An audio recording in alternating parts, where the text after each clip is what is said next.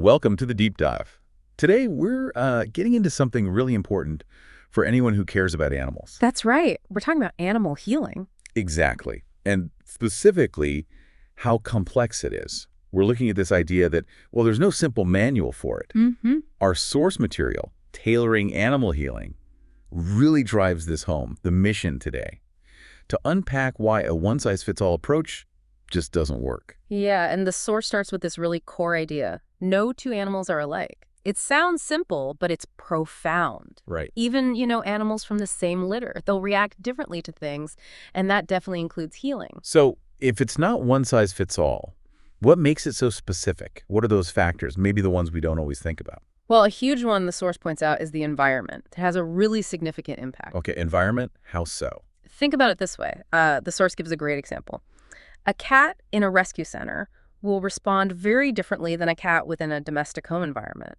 That makes sense. Different stresses, different routines. Exactly. The rescue cat might be dealing with noise, unfamiliar smells, maybe past trauma, right? That's a high-stress situation. Which must affect how they can even receive help. Definitely. It impacts their immune system, their ability to relax, everything. Compare that to a house cat in a quiet, stable home.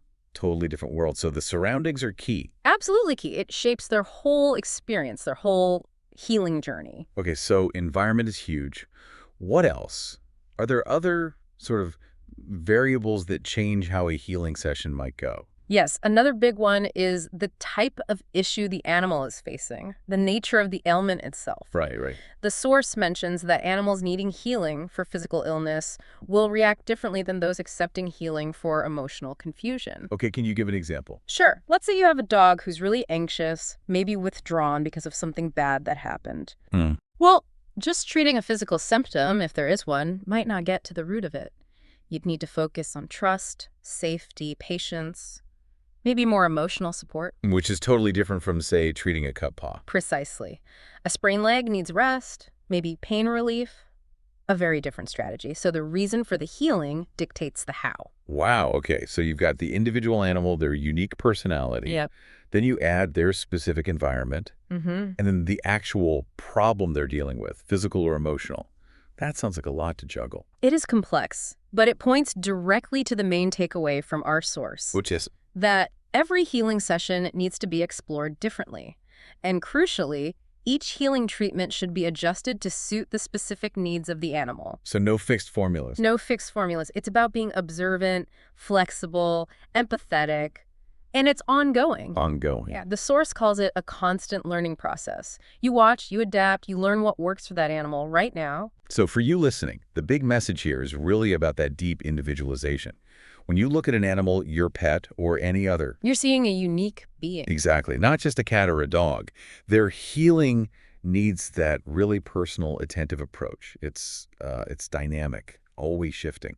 It really is. And, thinking about this need for such tailored approaches with animals, it makes you wonder, doesn't it? I wonder what? Well, if this level of individual attention is so crucial for animals, what does that suggest about how we approach care in general?